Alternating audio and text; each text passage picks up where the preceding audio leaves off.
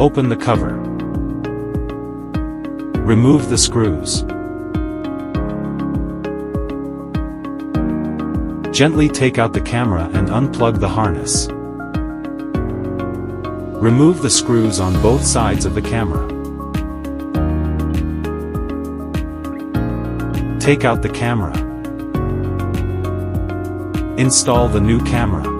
Before installing the new camera, you need to wipe off the round acrylic plate in the middle of the slot. Avoid dust to cover the camera's view. Tear off the protective film. Gently put the new camera into the slot. Tighten the two sides of the screws.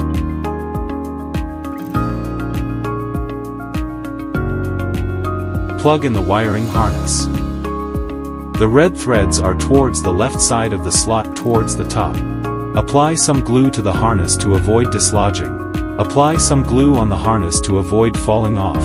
Align the holes and install the camera. A click is heard to indicate that the camera is installed. Twist the camera screws. Note, twist the screws gently, not too hard. Otherwise, it will cause damage to the acrylic threads. This will cause damage to the acrylic threads, which will eventually cause the screws to fail to lock.